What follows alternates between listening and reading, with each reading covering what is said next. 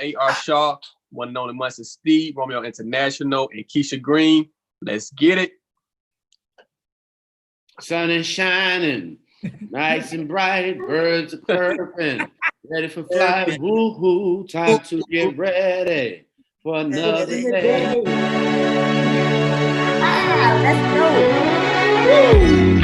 The sun is shining, nice and bright, the birds are chirping, And I'm ready to fly.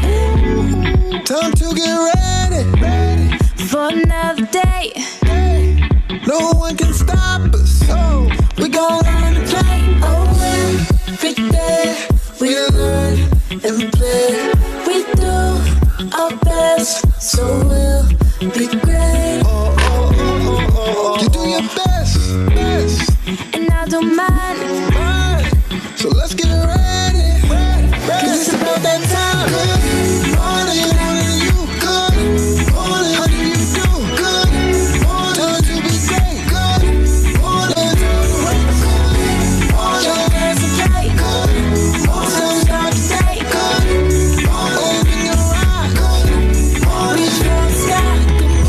morning, morning, morning, morning to you.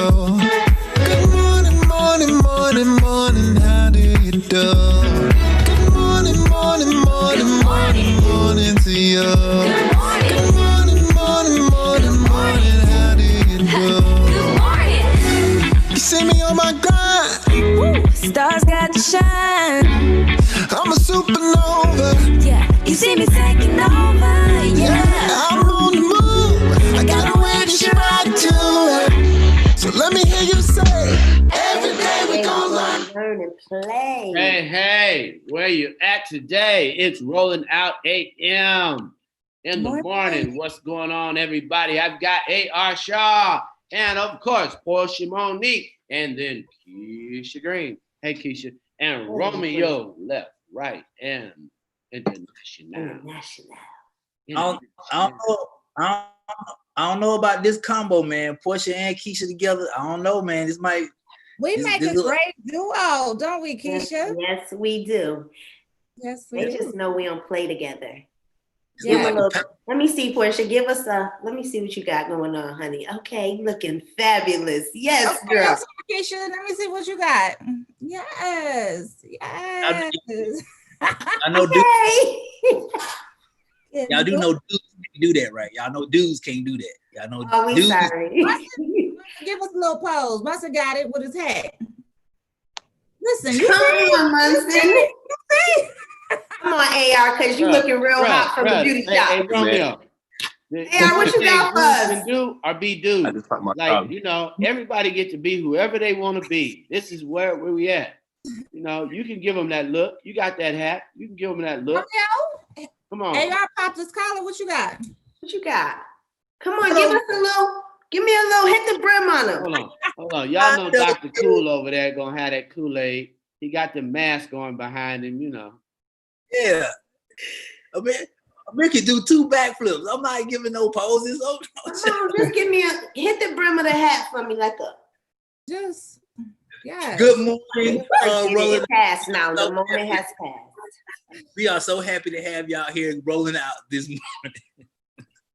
Hey, shout out to everybody, man. With no poses. Y'all better get these 2 ladies. I told y'all these 2 ladies is trouble. Trouble and trouble. Trouble and trouble. Good to have good energy early in the morning. Go for it, everybody. Pose. Everybody's posing for the camera anyhow, since everybody has a camera in their hand every day. Every day. Hey. Every day. Listen, good morning here from Rolling Out. Tell all your business.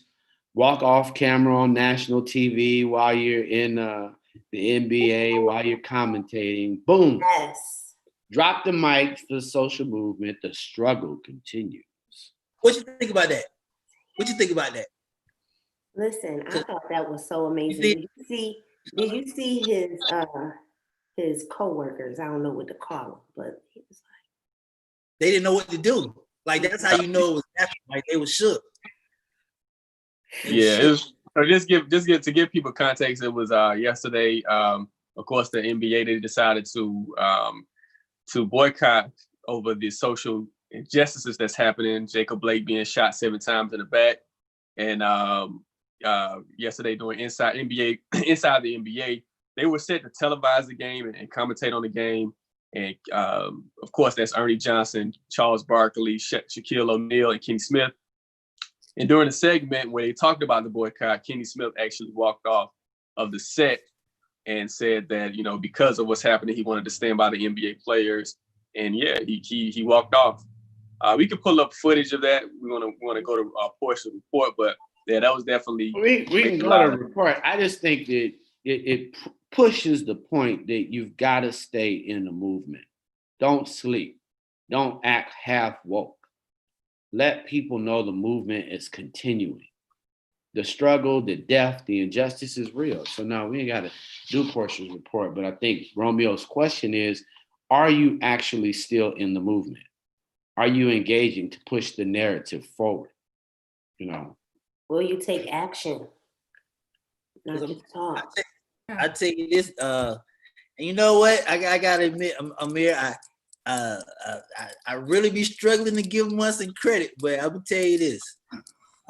Yesterday when they pulled that move, you best believe those sponsors, that television network, everybody that done pay, man, you know they hot. They hot. I think people are really working to figure out, not necessarily be hot, but what are we missing? What are we not anticipating? Mm-hmm. Most people are anticipating, Romeo, that it's just going to go away. But how can it go away when somebody gets shot in the back? Like you get a death penalty just for walking away. Right. I'm running away. That sounds like we back to the slave patrol. Mm. I'm running away unarmed. Unarmed. I mean, it's not a thing of the sponsors. The sponsors got to figure out who they're sponsoring. They're sponsoring Fox. Come on. They sponsoring Fox, bro. They sponsoring a network that does nothing but spread hate and racist positions in this society. Right. And that's not alleged. To pull one of your KPIs. Racism needs to be illegal. Racism needs to be illegal. Correct. I agree. And going with you where you say follow the money, I think yesterday when that happened, like I'm following the money of the players, the team owners, the sponsors. Like I'm following that track line, and they gotta be, like you said, for that to happen and them not to be, aware of it. They got to be on their game now. Now they can't play, because what happens when your star of the league, LeBron James, says, you know what, ain't nobody playing today. Now what? Because the NBA, 80% of the NBA is black, so nobody playing today. Come on, man. Time for y'all to step up now. Seriously, I'm proud of. I'm proud of each and every one of those teams last night, each and every one of those players last night. Like, I'm extremely proud of them, because it is time for us to really just say, you know what, no, action. Yeah, and it definitely took some courage for all of them to stand united and be like, no more. Especially I watched Kenny Smith walk off the set. Like you said, his colleagues, his co-hosts were astounded by what he did. And all they could say is, I respect that. You have no choice. You have no choice but to respect that. So you can tell it was natural. He didn't discuss it with them to see how they were going to feel about it or anything, because they were in shock. Yeah. Shock. I think that's what Portia said. I think that's what made it more effective. The fact that at that moment, like literally, they didn't even know what to say. But I respect that. Like I respect that. He like, I really don't care if you do or not, but I'm gone. As he's walking, yeah, like okay. On top of that, they knew that they didn't have a game to commentate on. So he's like, I knew we didn't have a game to commentate on, but I came here to make my statement. And even though everybody else was going home too, possibly, but he made his statement. Yeah, I know Portia got to jump to a report, but I'll tell you this. I keep saying this all the time, Amir. You want a real power move? Let the NFL and the black players in the Major League Baseball follow suit. Let that disappear. The NFL, if the black NFL players step off, that's when you really gonna see an impact, because the NFL is probably the most lucrative sports league in America. And you're gonna, and what's gonna happen is you're gonna see it's gonna be different from the NBA, because a lot of the NFL owners, they hold on to a lot of them follow Trump. You got guys like Jerry Jones down in the Dallas Cowboys. In the Texans, they are like staunch Trump supporters, and we're gonna see a difference in what will happen if the players decide to like walk off. That's when it's really gonna go down. Yeah. So let's go, Portia. What you got? All right. I was trying to fix my phone. It won't stay on the stand. Okay, let's go. Trying to see herself. I was trying to make sure that my report was right. Okay, so first up, so after being shot, so of course everyone is taking a stance on Jacob Blake, the guy who got shot while he was walking away from the police. He got shot in the back. He was going back to his car to be with his children, and basically after being shot in the back, Kenosha police, by Kenosha police, Jacob Blake is paralyzed from the waist down. So from the reports that I've read, the doctors don't know if it's going to, Romeo, you okay? The doctors don't know if it's going to be, I'm just saying. The doctors don't know if it's going to be a permanent paralysis or if it's temporary. And that was just as of yesterday. I was reading what the doctor said, but he's still alive. So thank God for that. But he is paralyzed as of now. And it's just really sensitive. Listen, that's really sad, but we do thank God that he's still alive, you know. Yes. Praying for him, his recovery. I hope you sue that whole state. I hope you sue that whole state and become the next black billionaire. I'll tell you what. I'll say this as a woman and a wheelchair diva, that there's no amount of money that they can pay him for the change that's going to take and transpire in his life, and especially not just for him, but for those that are connected to him. You know, it's a lot, and I've lived that, you know, so I could really speak that it's a lot for the people around him, even emotionally. People go through a lot of things and within a family when things happen like that. So I'm praying for his family. I'm praying for justice for him. I'm also praying for, you know, financial stability for his family, that he's forever, you know, taken care of, and that, you know, he doesn't have those worries. But, you know, mostly let's just pray for mental of the family. Period. Yeah, we want justice as well. We just don't want money, because they give you how much money they give you money before they give you justice, and and so we don't want that. Like we want to make sure that officer is locked up for years. Like, you know, he should never be able to. First of all, he should already be fired, and he should be, and charges should be held against him. Like he should be charged for the attack that what he did to Jacob Blake. We want to see this guy in jail.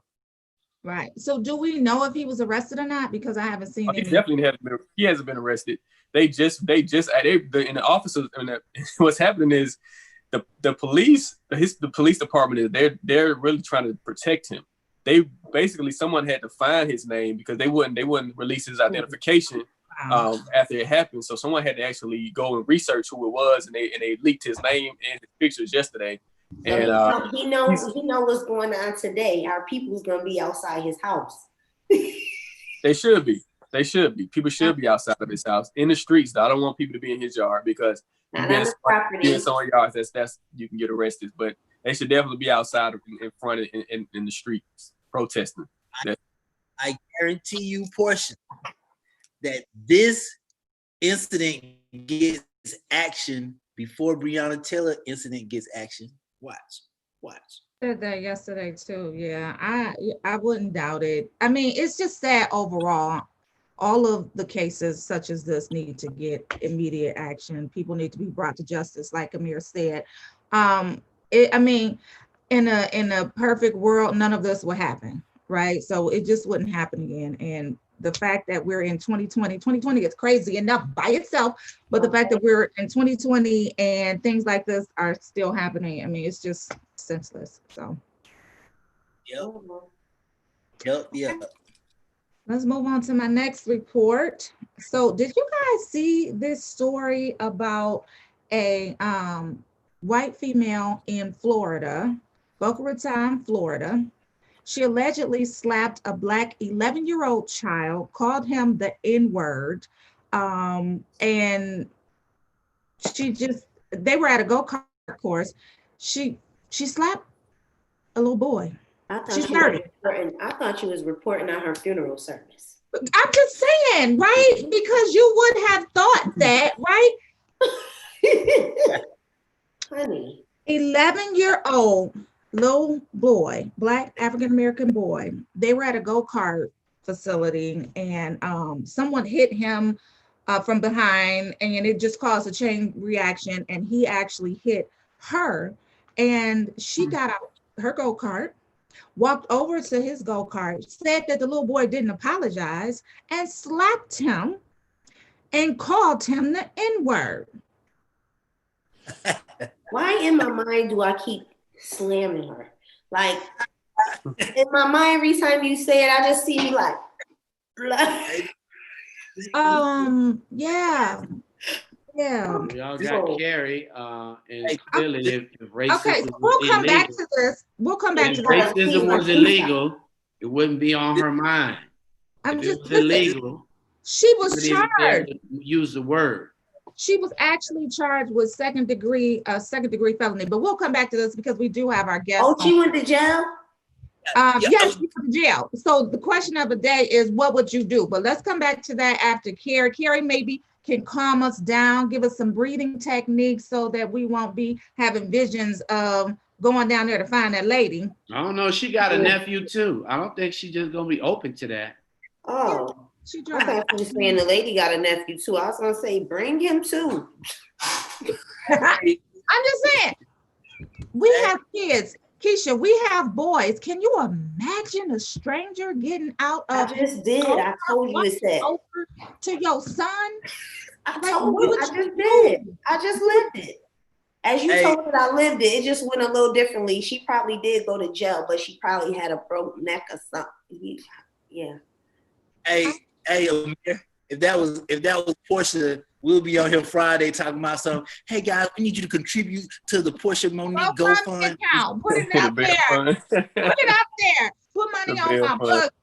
Y'all have money for my bail. Listen, I'm coming to get you out, Portia. Thank you, Thank you, because she would not have lived.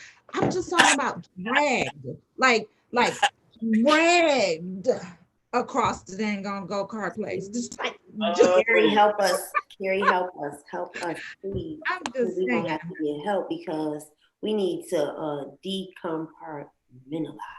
That's hilarious. Where is Portia? She's 30 and she said that he didn't apologize. And then she came back and said, well, I walked over to him, I asked him what happened, and he didn't apologize, so I tapped him on his face. Let me tell you something. Let me tell you something, Boo. Tap, slap, it rhymes, you would have been dragged. Yes. You both would have been dragged. Okay, I'm finna tap. We finna tap. You tapping? Okay. Tap in. Okay. Listen. See, this how you know Keisha and Portia may be putting on the front. They hood and all that. Don't let it twist it. They straight hood. I always represent who I am. I'm Bougetto. I'm Keisha Green. I'm from the number 8 poverty city. You know what I'm saying? I'm from upstate New York, but we get it. You know what I'm saying? So every once in a while you might be able to, she's in there. And when it comes to my children, I do not play. He wasn't even my son, but if I was in the park, if I was there in the vicinity, he would have been my son. Listen, that day, what is Facebook saying, Romeo? Are they chiming in? What would you do? Facebook is saying, Femi Swint checking in. Good morning. Keep up the good work. I see Miss Monique, Mr. Steve. Y'all. Good morning, Femi Swint. Iris Baker said they would have had a hard time getting me off that ass. Period. Yes, Iris. Come on, Iris. What's up, Timmy? You know, he should have been with about 3. See, this is a situation right here where he could have possibly been with like about another 4 teenage boys, and then they would have jumped her, and then they would have said this was a racist gang attack. You know what I'm saying? But you just got a grown woman came and smacked a boy, and what happened is his big brother came and smacked her. So then they would blame it all on the young black man. So here's the hook into all of that, right? So it's go-karts. She had to feel some type of privilege. Like she had to feel some type of privilege to get out, right, Amir? Like she had to feel privileged. But yeah, I mean, you have a whole. What's happening is it started from the top. You got this guy who's sitting in the White House, and he's emboldened racists. Like racists feel like they can do whatever now because they man is in the office, and whatever he does, it goes. And they feel like they can call black people the N-word. Cops feel like they can shoot black people in the back. They feel like they can walk around with AR-15s and shoot protesters, and that's what it is. So you got this whole thing that's happening. He's creating the climate of this country where these racists, they feel emboldened by what he stands for, and until he gets out, I think it's going to continue. And if he stays another 4 years, it's going to get worse. Trust that. Well, while they on the domino effect for the racism, we gonna have to stop rolling and throwing these balls around. Hey, if he get another 4 years, you're gonna hear this. Hey, this is Romeo from Rolling Out live from Canada because I'm out this month. Come on now. Live from Africa. I'm going live, but I'm gonna have to go to Puerto Rico. I'm going to Africa. Y'all take me to Africa. I'm with you on that too, Portia. You know, I've been looked at some apartments in Leaky before, so I'm down for that too. Yes. Martha, we can't hear you. My Carrie, I love your hair. Carrie. Good morning, everybody. Hello. Good morning. Good morning. Had some technical difficulties this morning, but let me not wait another second to welcome Dr. Rihanna Elise Anderson.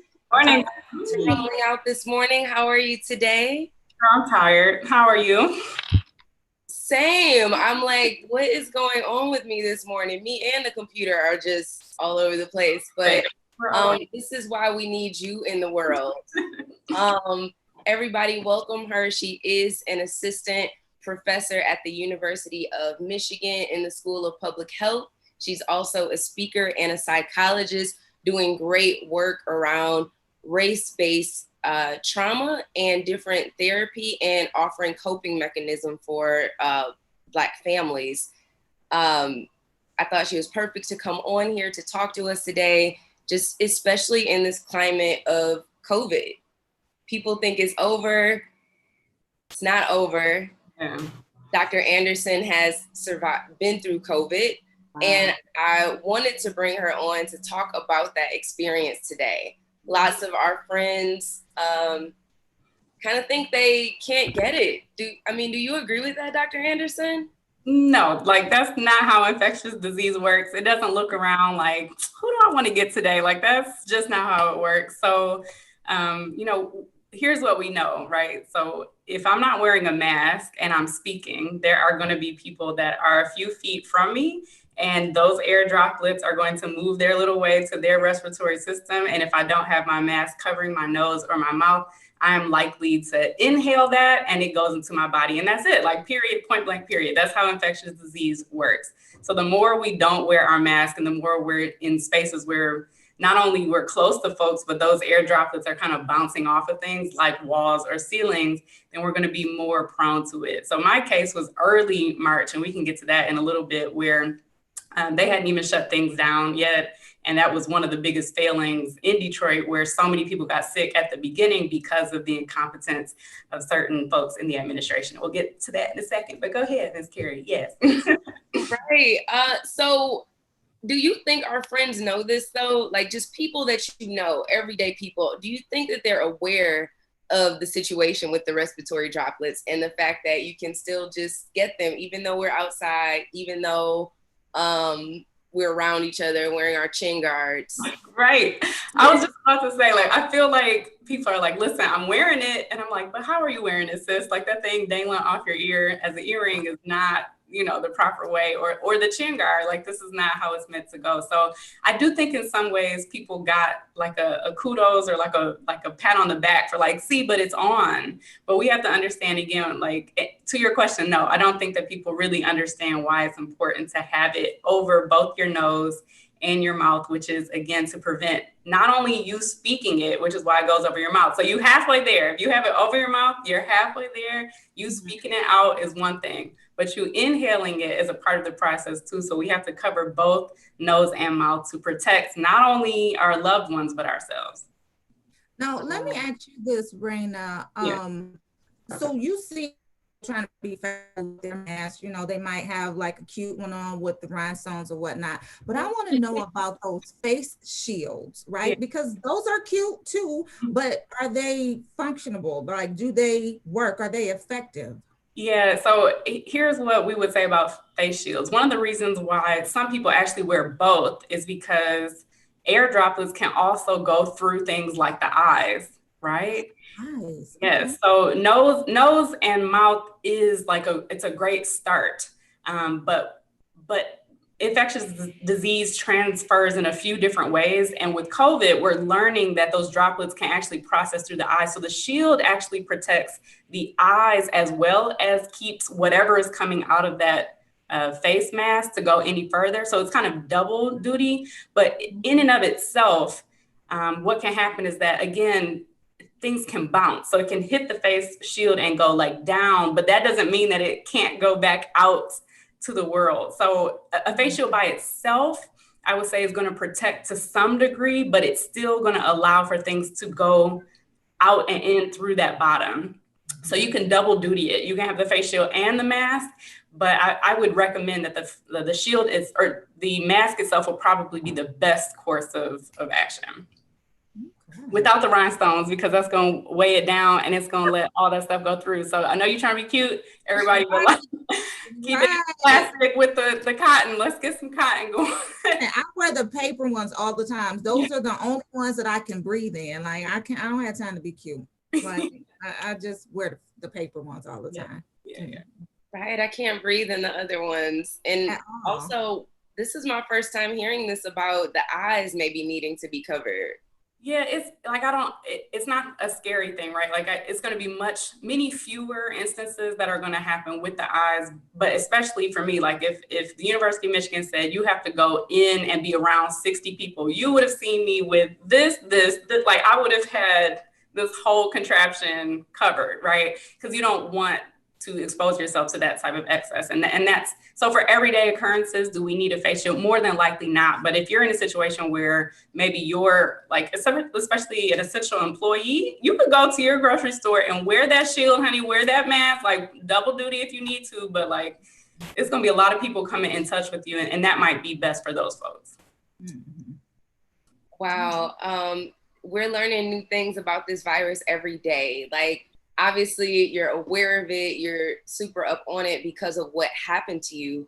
How did you deal with COVID? Like, I have not met anyone around our age who's experienced it. And I think that's why it's so hard for some of our friends, including myself at moments, to embrace the mask at all time or the shield. What was that experience like?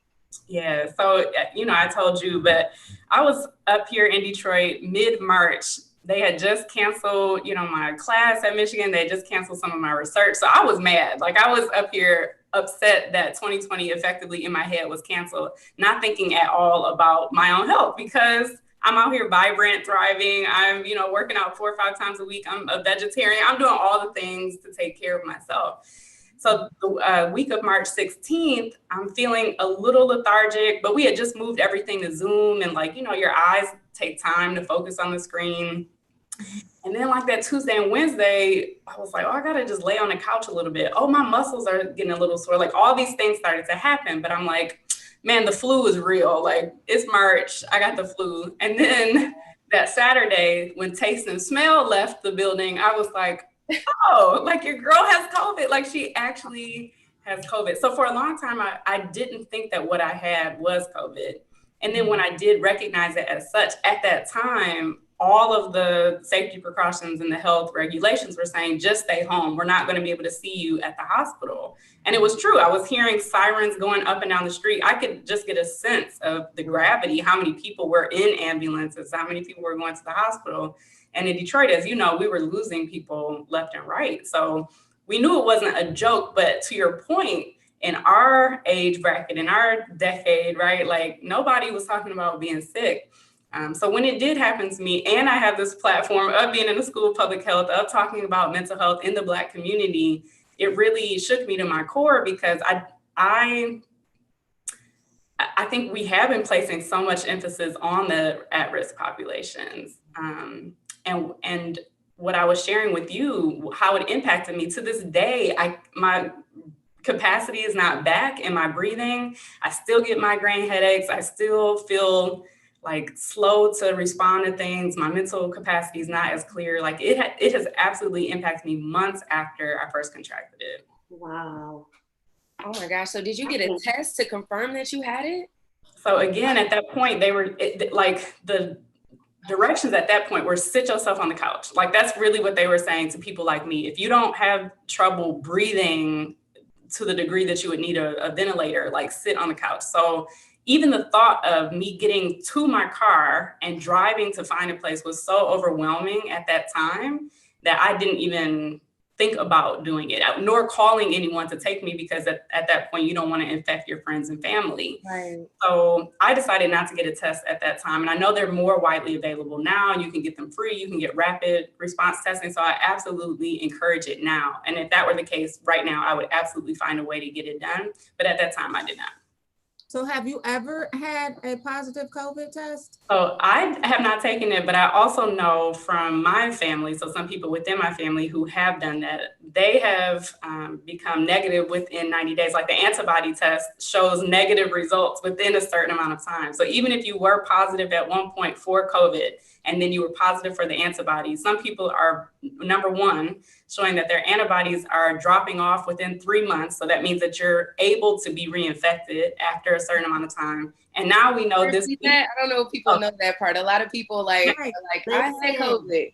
So let me go ahead, doctor. Yeah, let me spell this out clearly, because this is happening in real time this week. So let me spell this out slowly. A blend of the words.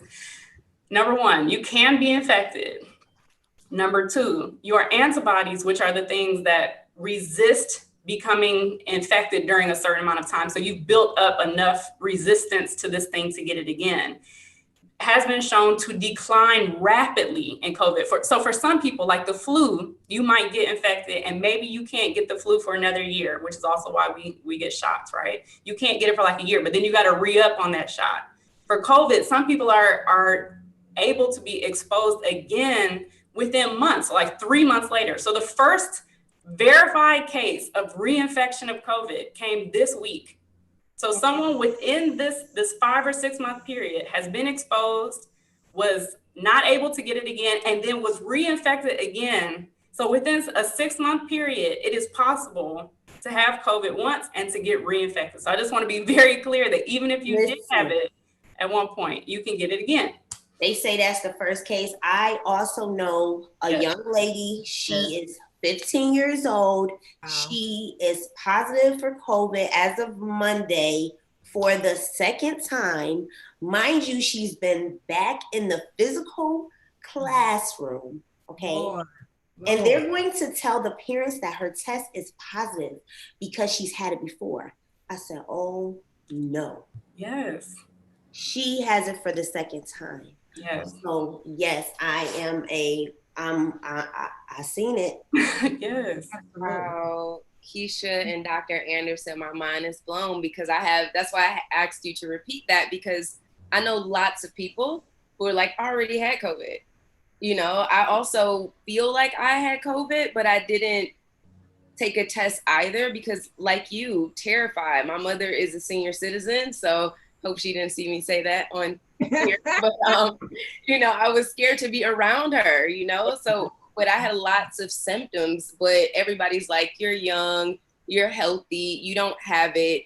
But what was the process of overcoming it like? And also, was your mental health impacted by your experience with COVID? Yeah, you know what? I'll start with the second question first. When I was processing who I am, which is someone who is a helper, like I, like you, love to be in community. I love to work with individuals. And here I was on the couch like this, like laid out, like literally would take me 3 hours to get out of bed and make tea. That was the most I could do for the morning. And then I took a nap, and then my eyes would like be like this on Zoom for a few hours, and then I'd pass back out on the couch. Like it took me so much just to function myself that I couldn't attend to other people. So from a mental health perspective, that was tapping at my purpose. It was like, you're not even well enough to do what you're supposed to do in the world. So like, you're purposeless. You are hopeless. You have nothing to give right now. And people had to drop stuff off for me. And so for me to take, that was a whole nother line of like, you have to be willing and able to accept what people are giving you, which is hard for your girl as well. So from a mental health perspective, I definitely was experiencing some elements of hopelessness, of not like enjoying the day, of just frankly not wanting to be there, like just sleeping the whole time and just like avoiding everything that life was presenting. But the process of recovery has been beautiful. So I will share too, the first day that I was able to go outside and had the energy to do that, I saw the sunlight, and it was like God just whispering to me, like, I still love you, daughter. Like, you're still valuable. You still have a space, and you're with me for a reason. And so, feeling that sunlight and that energy, and I just started crying on the spot outside, just so grateful, because we knew so many people who didn't make it to that point. So I was just so grateful to be there. And since that point, have been able to use that voice that I have been given and my experience to talk about this and hopefully encourage my brothers and sisters to really take this seriously, because I was hit hard, I was hit hard, and thankfully did not have to go to the hospital, but was really hit hard and have felt for months the process of just building back up my physical stamina, my mental cognition. So I have 2 more questions for you. I don't want you to Come go on. nowhere yet. What's up? My first one, when you talk about the mental of yourself, right? Now, I'm going to tell you myself what I've been able to visualize. Yeah. You cute. We happy that you are still popping. Yes. Listen. So what I've been able to notice, though, when people who have been by your side and have seen you go through this, right? Mentally, this can go 2 ways from what I've seen. You have people who've been by your side, who've seen you survive this and push through and be strong, right?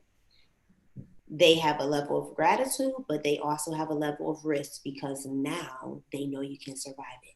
Now, people who lose people to the virus, they are more of like, stay safe. People who know people who survived the virus are more like, I could beat it even if I get it. Yes. Mm-hmm. Yes. Right. Do you believe that that's what you see to happen? I guess that's my question. Do you guys kind of think that that's what people like when they know people that survive, they kind of move a little bit more recklessly? Yeah. So, you know what? Just what blows my mind when I say the number 175,000, and we focus on that.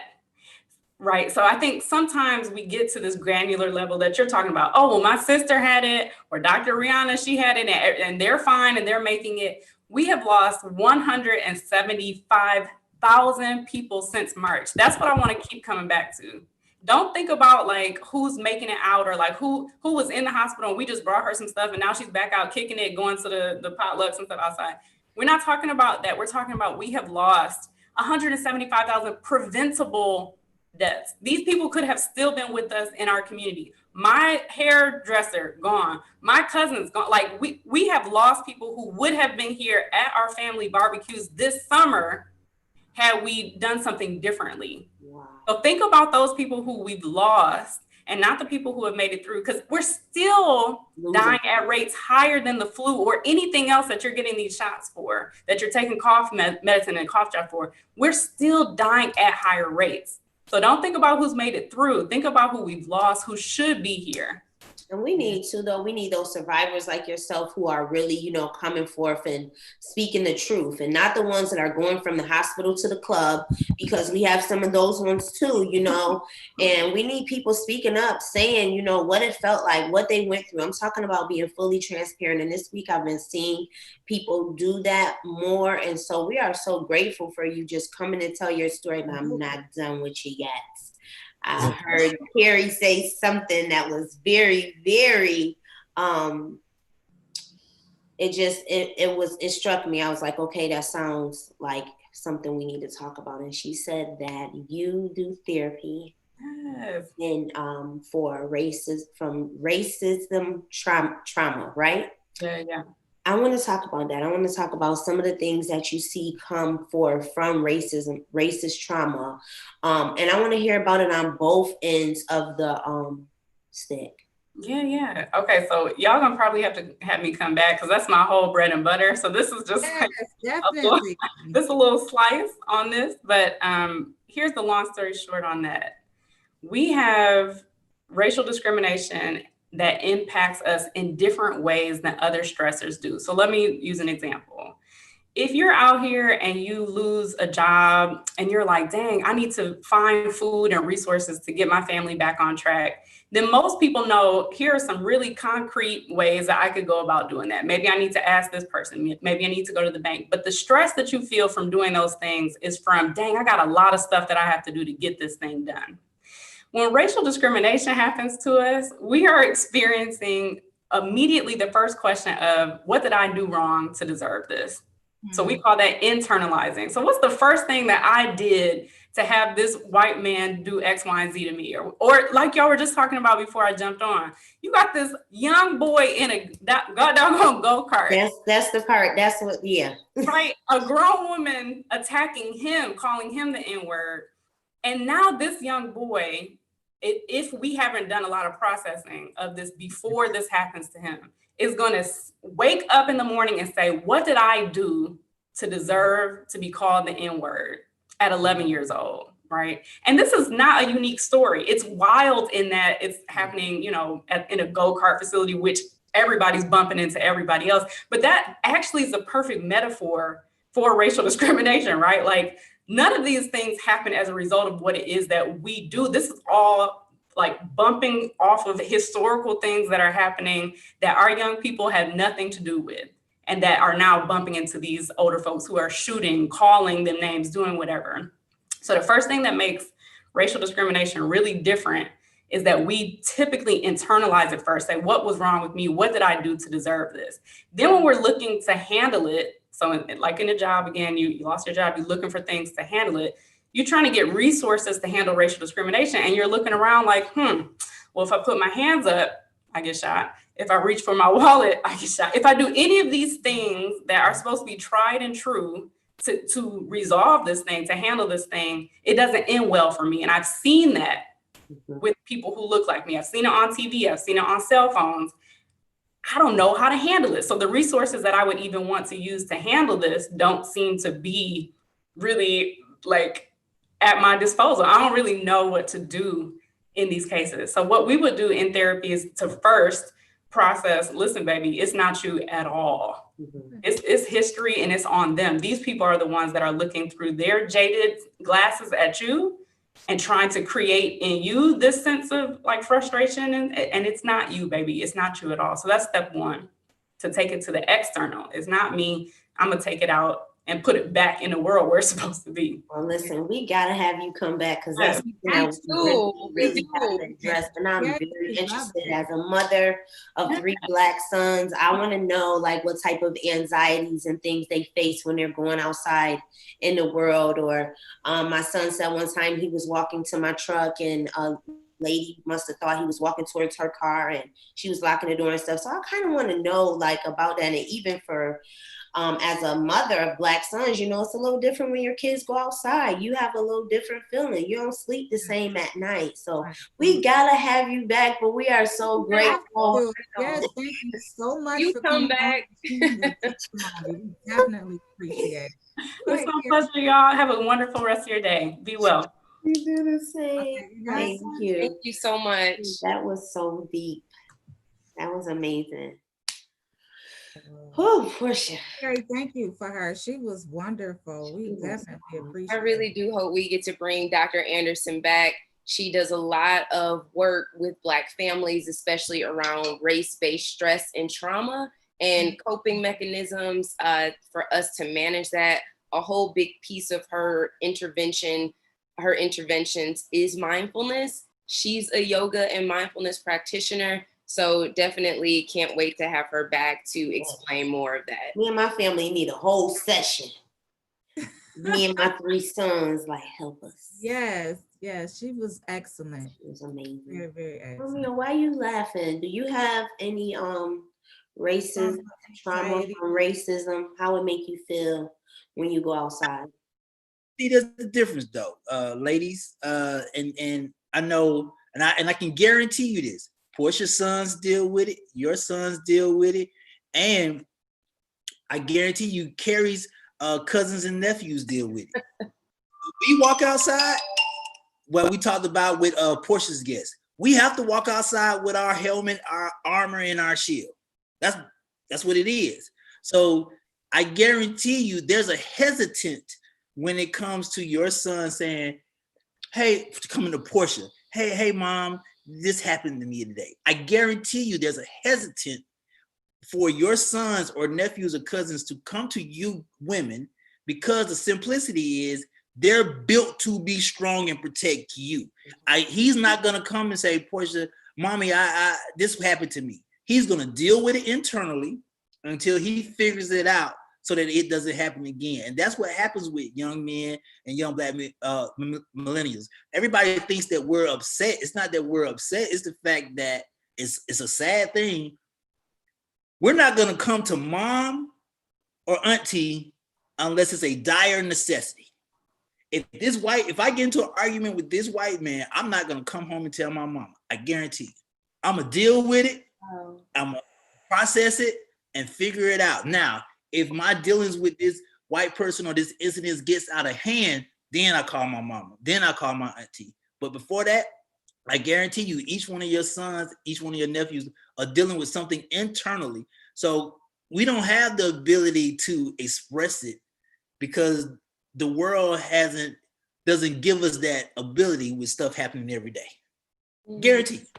Yeah, I would have to agree, Romeo. I definitely would have to agree, especially for young Black boys. It's just, sometimes it's difficult for them to communicate those type of things. And I was aware of that very young, right? So when my kids were in school, I always was like, I'm sending them to Black schools, not because we're in Detroit and half of Detroit schools are Black, but I just wanted to make sure that I surrounded them in an environment that would nurture them and that would really care for them and that would kind of shield them from those type of situations happening. I'm not going to say that I shielded them from everything. No, things like that happen because we played sports. We played sports in the neighborhood. We had racist incidents with older white people just being mean, nasty or whatnot to my son. So I couldn't shield them from that. I can't shield them from that going forward, but I made sure for me, I wanted to surround them around us, because it feels right. It's nurturing. As a Black community, we definitely care about our kids. We definitely care about how they grow and develop. So I wanted to make sure from elementary through high school that they were surrounded by the best schools, number one, but also a Black community.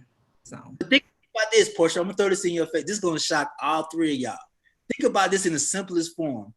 Why do young Black men at the earliest stage feel like they should protect mom? Keep in mind, you can say anything about dad, anything. The moment you say anything about mom, It's an incident, it's a fight. So now the mom is going to the 5th grade class. Well, son, why did you get in a fight? Well, he said something about my mama. And what parents do, what they don't realize is you're jumping on him for fighting in school when it's already instilled in him, protect mom. So if protect mom is at him at that early age, you have to think, he's not going to tell you when he's hurting. He's not going to tell you if there's an incident. He's not going to tell you if somebody tried him because he's supposed to protect mom. And I figured that out. Like, nobody really gets that. Like, that's the reason that you see young Black men get angry, cry, frustrated if somebody says anything about mom. It's an early protection stage. You're not going to get his whole story. You ask one of y'all sons right now, hey, has anything happened to you in the past 6 months that I don't know about? I guarantee you, he'll tell you at least 2 or 3, and you'll be like, well, why didn't you come to me? Because I'm supposed to protect. Well, like I just said, my son told me that one instance situation that he had. And when I asked you that, I could just imagine like the pressure of a Black man. Let's just say you're going to the gym, right? And you're going to like a smaller size gym. Let's just say the size of at the hotel or something like that. And it's you and your boy, I get ready to walk in and it's only one white lady in there. You ain't going to tell me, you ain't going to be like, it's going to be a hesitation in you. Like, should we go up in here with her in here? Just 2 of us? Or should we come back? I know it's on camera, but yeah. Like Carrie looking. Portia, I made you think. This is very interesting to me. I'm wondering, why do you think that is? Like, what was the barrier for you even in that instance where you didn't feel comfortable talking to an aunt or a mom when you may have felt that way? Because I'm like listening, like, I hope my nephew doesn't feel like that. I don't have sons, but I think as mothers and also as an aunt, you don't want that to happen. You want them to feel open to come and tell you that. So how does that happen, or why did that happen, you think? Portia's guest said it perfectly yesterday. Black men start off with the armor. Be strong. Be tough. Somebody push you down, push them back. Don't come in this house crying. I want you to think about, like, her guest said it perfectly yesterday. You start off with the armor. So why not 3, 4, 5 years old? Everything is, don't touch my mama. Don't talk about my mama. It's protecting mama. So then you get to the point where now you're the young kid and then he's acting out or he's angry. He's acting out either because of 1 or 2 things. He's not getting the love and attention that he feels for his mom. He's not either getting that. So you have these young kids who act out and they be like, oh, my family don't love me and this, that, and third and blah, blah, blah. He's not getting that love attachment from his mom because he's already built to protect her, but she's not. I guarantee you like this. My mom said I get on her nerves. Literally.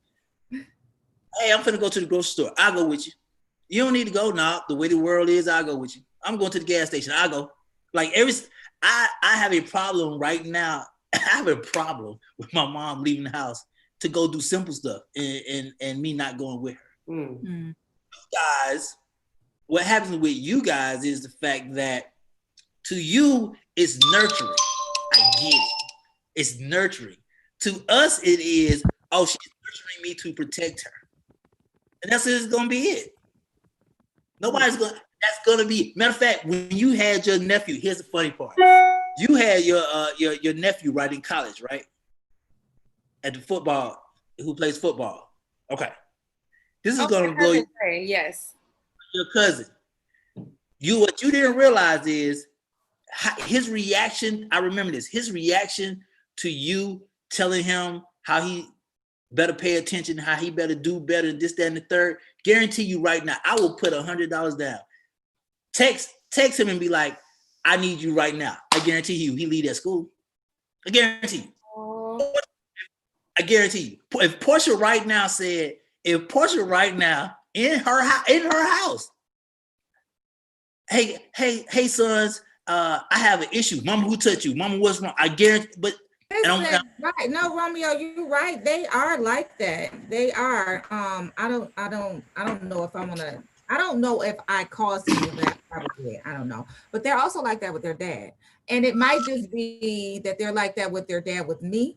Because if I say anything about their dad, they'd be like, Mom, why you know, yada, yada, yada, whatever. But they are like that. So I think we can boys talk are about this all protective day, y'all. What you say, Keisha?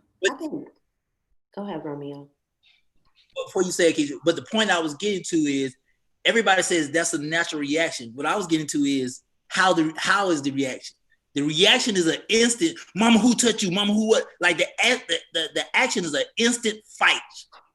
Yeah. Every black male is an instant, oh, who touched you, Keisha? Who touched you, mama? Like, think about that. Yeah. Yeah. They play sports. And so, of course, when the world was open, we were at one of their games and whatnot. And this police officer was talking to me. It was a white police officer. And my youngest, who was actually in the game, stopped, came over to me and was like, Mama, you okay? I'm like, boy, play a game. Play a game. Look, with that being said, Romeo said that's his point right there, Portia. That's what he's trying to say. Thank you for sealing that deal. They said we got to move on with reports. We got to move on. So we got to get to my report. Let's get into these reports so that everybody have a chance to do their reports. I'm not sure what order we got, but let's just roll with it here.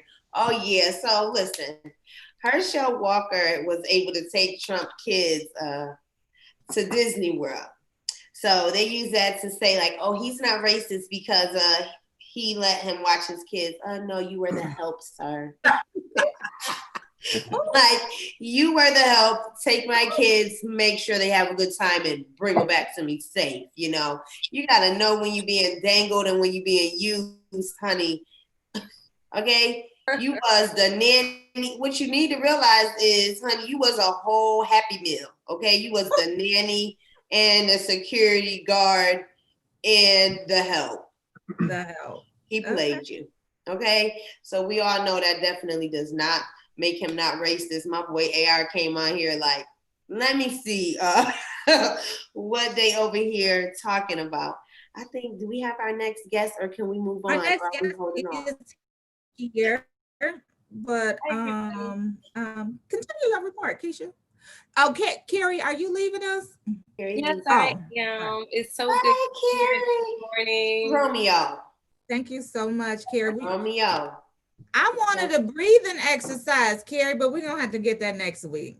Yes, and also we'll bring Dr. Rihanna Anderson back soon too, because there's so much more to dig into about all of what she's offering through her services to the Black community, specifically with mindfulness, through all the work she's doing with racial-based trauma. So yeah, looking forward to being back, and you all have a beautiful rest of your day. Carrie, tell Romeo you're gonna see him soon. Let's get a breathing exercise in. I needed it after that story about the white woman slapping the little 11-year-old boy. So. We can all just take one quick deep breath. Okay, just one. Just a big deep breath in and let it go. Let's try to breathe easy. It's a lot going on in the world. And I'm always grateful to see you all every Thursday. Hey, bye-bye, Romeo. He want a special bye-bye, Carrie. Oh my gosh. I'll see you on the mat soon. You know he's a yogi, guys. All right. Bye. Thanks again, Carrie. Thank you, Carrie. Carrie's guest was awesome. Tyru Brooks says, you can't F with no. What do you say, Romeo? You can't F with no black boys, mama, period. But let me tell you what Taru is gonna do. He gonna come on here. He gonna say, Romeo, my name is Taru. My name do not have no Y in it. Taru, I got you. Cool. Let's go ahead. Somebody said something about your mama. Oh, we fight. That's all real. No question.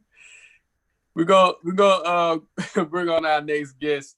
He just dropped a new project, Ghetto Children, Cash Talk. Want to definitely bring him on. Is he on yet? Oh man, I love it, man. Oh, it's a wrap. It's a wrap. Off top. Come on, guest. I gotta ask you some questions. man. All right, turn the camera on and take yourself off mute.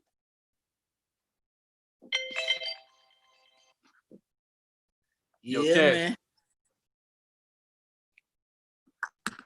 Hello. What up? What up? What's up with it?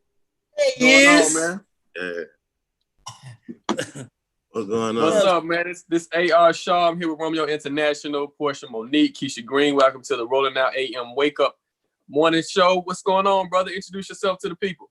Man, I'm Cat Talk, man. You know, never eat alone artist, Atlanta. Thanks. Facts. Yo, that's what. Go ahead, Romeo. Nah, I was gonna start off the conversation before you get into it. Hey, we was just having a debate, Cat. Let me ask you a question. Yeah. What is your first instinct if somebody says or does anything to your mom? What is your first instinct? I don't know. It depends what happened. I just know every action is a reaction. But it's gonna don't be asking him to incriminate himself. He look like he's straight for real. Don't be asking him to put no stuff on the record. He know it's gonna be some action though, right? It's gonna be some action. And nowhere around that. You got to crab about that. Thanks. That's what it is, man. So let's get into this new project, Ghetto Children, man. You know, what was the whole you know, the inspiration behind this project? Really was like, I had did them more for the street. Like all my last project was, you know, on street, but they were more like cleaned up and shit. You feel me? So like, they don't really were like back for my people again. I was getting on some for them for the street all over again. Like before I was signed and all that, like just a straight raw Cat Talk. Definitely. So you just released it this week. Like what's some of the standout songs from this project? Broken Promises. One Hold On, Habits, Church in the Streets, like all those stand out. Definitely, man. And you're working with Never Eat Alone Entertainment. Let's talk about that. How did it all come about? How did you guys connect? Like how did it all come about with you and the label? I mean, it started in the street, like on some old shit, but we had a big dog. He just wanted to see some young nigga eat the right way, and he took us out of that element. You feel me? Let me ask you this, because I really like your music. How do you feel about music today? Like, you know, not calling musicians out, but how do you feel about the state? I guess I'm asking, how do you feel about the state of hip hop, rap music today? That's a hard question, man. I really don't even pay attention, dog. You feel me? Like I listen to, but I don't really be in tune on what's going on like in the industry for real. Gotcha. Definitely, man. So we're gonna pull up play some of your video. It's just like a portion of your song, Malcolm X you had with 24 Heavy. Right. Let's play a little bit of it. Kim J ballin' on these hoes, huh? LC. I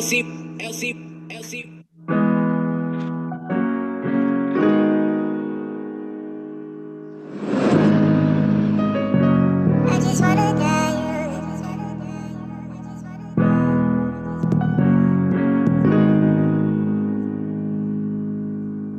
Income with an outcome. Don't fuck with pigs. I'm from the projects. Nigga treat me just like Farrakhan. Take a lot of my niggas ain't spending. I'm from the trenches where I'm from. Hey, Brian. So let me ask you this. So the name of the project is Ghetto Children. How did you come up with that name and what was the inspiration behind it? My favorite rapper, Juvenile. One of my favorite songs from Juvenile is Ghetto Children. You feel me? So I be like mimicking a lot of shit from him. You feel me? So it was just like one of them moments I was just recreating something, but it matched me so much. It's just perfect. So we have a segment called Breaking Down Bars. Give us the first 8 bars of that song and kind of give us the inspiration behind it? Like, what was the as far as the lyrics, and then give us the inspiration behind the lyrics. What song? Malcolm X. Yeah, what your favorite song? My favorite song would be Malcolm X. Yeah. Okay, so give us the first 8 bars of Malcolm X and the inspiration behind those lyrics. What I say income with an outcome. I'm from the project where I'm from. These niggas treat me just like Farrakhan. Watch out, my niggas ain't spanning that. I love what I say. Let me go play it. I don't be remembering the word, y'all. I have the head. Do you freestyle your raps? Everything. But I don't even know how to write no rap. Like, for real. I don't even count bars. Like, I just straight just everything out the top.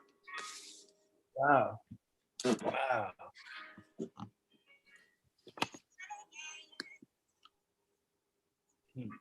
He's doing breaking down bars right now. He trying to figure out what the bars are. Yeah, he's trying to figure out his bars.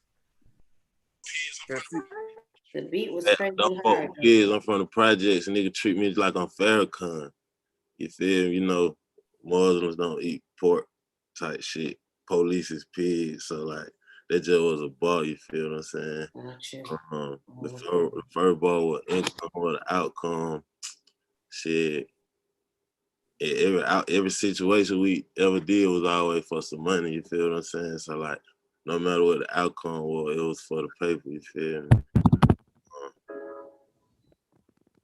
I'm switching songs and shit.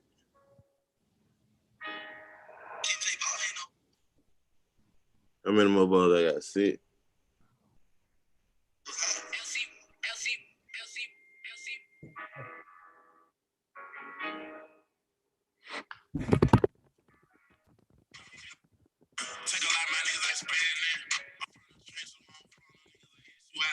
Yeah, so I got the title of the song. I was like, I'm from the trenches. Where I'm from, the niggas that X you out like Malcolm. You feel me? So, like, nigga, you know, nigga always playing triple cross. Nigga sneaking, nigga slime. That's what they call it.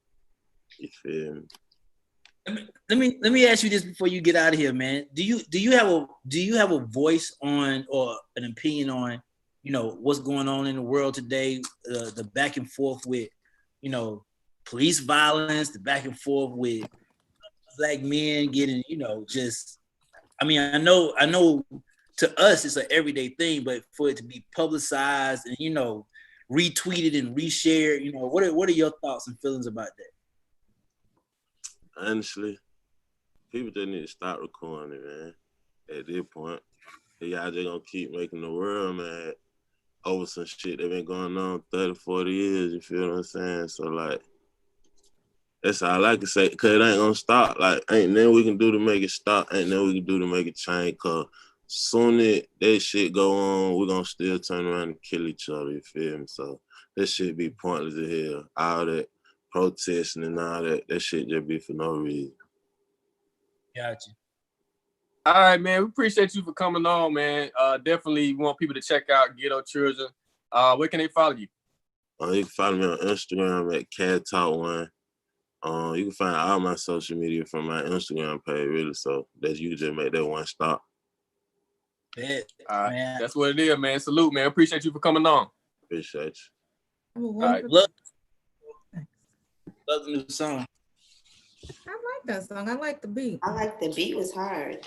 Yeah, the beat was We hard. didn't get to hear that much of the song, but I know the beat was hard. I knew when it was going to drop. I was waiting for it too. Like, okay, the beat dropped. Let me hear what it's about to do here. But I guess we're going to jump right back into my reports that we got going on here. And with that being said, listen, we are going to continue to stand for the Black people. We're going to continue to take action, whether you see yourself taking action through protests and whatever it is you want to do. I'm going to need y'all to keep taking action. So with that being said, I hope we talk again. Let's get into the WNBA postpones their games over the police shooting of Jacob Blake. You know, at first they said they were going to stop the games every 7 minutes at first. That was their original plan, was to stop the game every 7 minutes. But what they decided to do instead was to just completely postpone the games. I don't know if we had the video or not, but the young lady, she did the speech. They came out. They had the Jacob Blake shirts on. And what I loved about the shirts is on the back of them, they had the bullet, the shots in the back on the back of it. So I think last night, like we said earlier, again, we're just so proud of each and every person that stood up last night and that decided, hey, you know what, we're going to stand for something. We're going to come against inequality and make sure that they don't make no money off us. We good enough to make money off of, we good enough to stand for something. Romeo got me over here laughing, but listen, this is not funny. Romeo, this is not funny. Stop. I know what you laughing about behind the scenes. Listen, I'm trying to move forward. We rolling forward with the reports. Let her move forward. Go ahead, Keisha. We got you back. Okay, I was about to go back to Kiri. I was going to okay. Back to the report. So the WNBA, y'all did that last night. So Barack Obama, he's proud of the players. He says, you know what? I'm proud of the players of the Bucks for standing up for what they believe in. The coaches like at Dave Rivers and the NBA, the WNBA for setting an example. It's going to take all, I can't really see all of it. I don't know why. All the institutions to stand up. So Barack Obama's even proud. We always happy when he come out and say something, the people is listening and the people have made a mark because he don't participate. Y'all know our president don't come out and participate for no nonsense, only when necessary with him and the first lady come up and say what they got to say. Cause y'all know until we get another black president, that's our president forever. I'm just saying. Yes. Yeah, shout out to President Obama for speaking out, man. That was definitely major for him to comment on what's going on with the players. And yeah, man, it's it's a major moment. It's a major move by the NBA, and I'm glad that an elected official actually had their backs on this. Yeah. We about to jump to the social report. Hopefully, Keisha and Portia won't throw me off because I because of what you did to me. Talking about Romeo, go on and do your report. You couldn't even hold your face. Let's go. All right, so wherever you go, I'm gonna go. So let's go. All right, let's start with this. So Rudy Giuliani jump off a bridge. Doc Rivers saying Doc Rivers was misleading black people, saying this is total ridiculous statement about loving the country. The danger to get shot by a cop is 0.1%. The danger of being shot and killed by another black person is 99%. It amazes me that every time something, the first response is, well, black people did this. Well, you know what? Your black community did this. You know what Obama did? Brother, Obama ain't been in office forever. It amazes me. Right. Well, yeah, I mean, the thing is this, man. See, that's when you just know you're dealing with racist people. They just racist. They just racist. Rudy Giuliani, he's a career racist. Like he done made fortunes off being racist. Wow. You talk about people in different communities. White people kill white people. Asian people kill Asian people. People who are around each other are more likely to harm each other because that's just how we are as humans. Like you're more likely to harm the person who you live around. And so you never heard white on white crime. White people kill white people. More white people kill white people than anything. So it's like we gotta. But when people show their true colors, we gotta roll with the punches. Everybody knows that Rudy Giuliani is a career racist. He's been for years, and that's just who he is. And I'm gonna keep the idiocracy going. I hope King James, I hope you like that. The next slide though, which I find to be freaking hilarious. So this dude, I'm trying to get in the family. Me and Courtney, I'm trying to get in the family, Keisha. Kanye West will appear on the ballot 2020 for Oklahoma, Arkansas, Colorado, Vermont, Utah, Tennessee, Minnesota, and Idaho. If y'all don't throw y'all states in the trash, like throw y'all in the trash. Well, But we got it. You say you're trying to get put out of our family. So we got to. Yeah. So we got to double check those because a few states did, because he tweeted that out. And I saw when he tweeted that out that these are the states that he's on the ballot, and certain other states were like that it was a lie. So we gotta go back and do some fact checking to see which states that he actually got that he's going to actually be on the ballot for, because certain states they're like, nah, that's not true. This whole Kanye thing. We got to start looking stuff up and make sure that it's true. Because I want to say this, King James, don't be mad at me, but I was trying to look up some of them words you had us saying the other day, and I couldn't find them. So I ain't about to be saying all them words. You talking about the light shining? I couldn't find it. Right. Yeah, who's it written to? Somebody got to put producers. You got to put somebody on mute. There we go. Damn. Hey. Hey. Good morning. And there's light. Woo. Like, what did I walk? It is 6 a.m. over here. I'm like, yo. Hey. Good morning. Hey, DJ Jeff. Hey, DJ Damage. I got a jump question for you. You ready? Mm-hmm. Hey, what happens is somebody say something about your mama or do something to your mama? What's the first reaction? I don't know. If somebody says something about my mama, I'll probably just be looking at them kind of crazy, to be honest, at this age. I don't know what I would do. All right.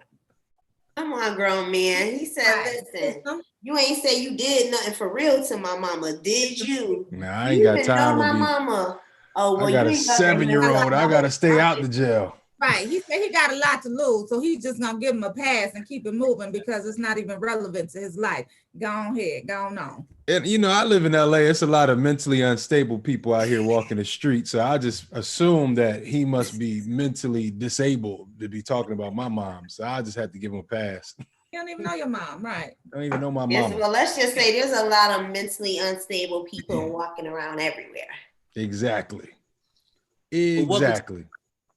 Welcome to the Rolling Out AM morning show, man. We glad you're here.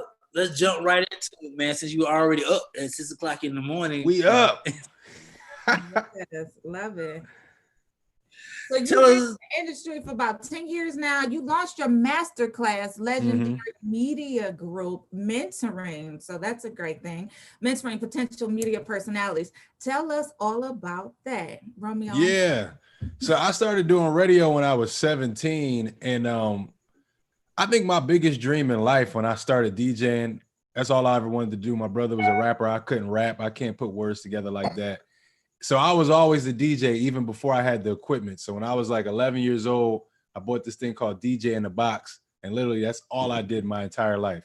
Throughout high school and everything, I just DJ'd. So, at a point, my biggest dream in life was to be on the radio. And I remember being in college my freshman year and everybody's asking like, what are you going to do? Because, I'm just trying to do the DJ thing. And people kind of laughed at that. My sophomore year, I got my job on the radio in Philadelphia. And to make a long story short, I just kept following that dream. I went from 10 o'clock, my mix show at 10 o'clock to 9 o'clock to doing afternoon drive to doing a mix show in the morning to traveling to LA doing television and getting a job on radio also in LA at Real 92.3. And man, just through my whole journey, I was just thinking back about, how there wasn't a lot of people out there to actually mentor and help. Like, you look up to certain people and you meet them, but they so afraid that you're going to take their spot that you can't really get some true mentorship from them. So I got to a point where now I'm syndicated in 54 markets across the country. And it's like, at what point are you going to reach that arm back out and help the people like you that was coming up, So that was the true inspiration behind creating the Legendary Media Group. I felt like my dream in life was to be on radio and to sit here and say I have a syndicated radio show, which is my absolute dream. This is the perfect time while you're at your prime to help people to reach back out while you're actively doing it, not when you're old, retired, busted, and it feel like you fell off, like when you're at your height to go out there and help the next generation. Love it. Love it. So that's how that started. That's how that came about. Let me ask you this, man. DJ to DJ, because I cut up, and I heard you cut up. Have you noticed, like, how do you feel about music today? Because I've noticed a switch. Like when it's funny, like, and I tell people this all the time, and they don't get it. Like if I'm DJing at a spot in the club, if I drop anything 2000, 2010, it's a party. It's an automatic. Hip hop, R&B is an automatic party. But the music today is a guess. It's like you gotta guess. You know what I'm saying? How do you feel about music today?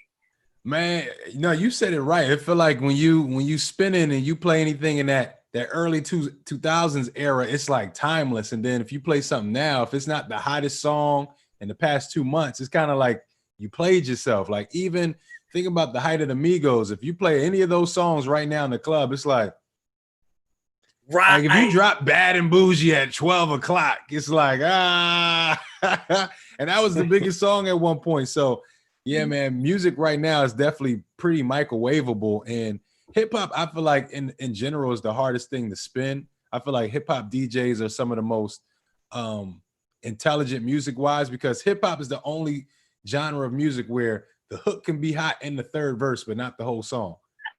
Any other song you spinning and DJing, whether it's EDM, whatever, you can play 4 minutes of it.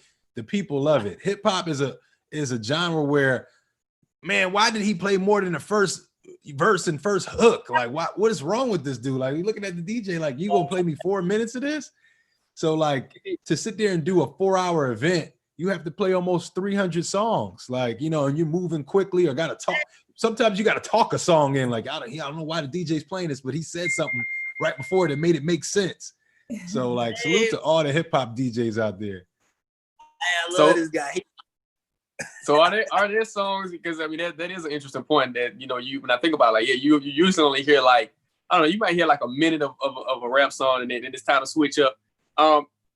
What is there like a song that you can play the entire song? I'm sure you can play Back That Ass Up. You can play the entire back that ass up. Yeah, you got one right there. Back that ass up is that's a classic. That's gospel right there. Damn it. Wrong though. He wrong. Remember, on Back That Ass Up, you can only play the beginning and then you got to skip to Lil Wayne part. But you could get away with it if you had an after hours. Yeah. You could get away with it. You could get away with it. Dan, what's another song you can play from start to finish? Man, I don't know. Woo, that's hip hop up here? Yeah, that's hip hop that you can play start to finish. Back That Ass Up is one. That's it. I think you already knew it. I think when you asked the question, you knew it. I producer say Meek Mill. Meek Mill. Which song would Meek Mill? The intro. Yeah, the intro. Yeah. That was a good one. After that, Jay-Z's Give It To Me with Pharrell. Hold, I'm a hustler, baby. I just want you to know you can play that whole. Depending on where you at, because you play that out here, and they like, why'd you play this whole song? Wow. Where Ice Cube at? Yeah, play that out here in Cali. Play that whole thing out and watch the dance floor clear out. And they asked for Ice Cube and DJ quit. But crazy damage on AR's point. I've noticed, and I'm pretty sure you've noticed, a lot of artists really don't know how to make music. They really making hooks. They don't know how to make music. They are making legendary hooks. Yeah, man. I feel like, man, since the early times of music, if you look at Billboard, we got away from actual song making. Everybody's trying to make the microwave hit. That's where you get the most streams and money from. But there's only a few artists out there that's actually trying to make timeless music. So that's done too. I don't know. I feel like everything will have a 360. It's just the height of everything. Pop culture, it changes everything. And to be honest, music-wise, I don't know. It's hard for me to even listen to hip-hop music right now. I think just with everything going on, to hear a dude consistently rap about killing another black man, I'm just kind of tired. I'm kind of burnt out. So I'm in my R&B bag. I've been listening to Summer Walkers and Janae's and The Internet and Anderson .Paak. I listened to the new Nas album. I love that. But besides that, all these young dudes talking about killing and shooting each other, I'm over it. So I told Romeo when Nas first dropped, I said Nas dropped the best album of the year.